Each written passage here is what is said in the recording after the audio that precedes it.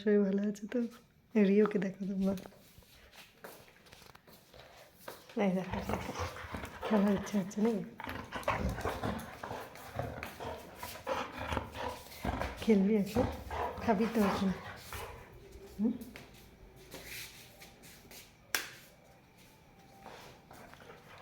খেলার ইচ্ছা হচ্ছে না, তুই মাঝে সাঝে চুপ করে বসে তারপরে এবার খেলার ইচ্ছা হয়ে গেল।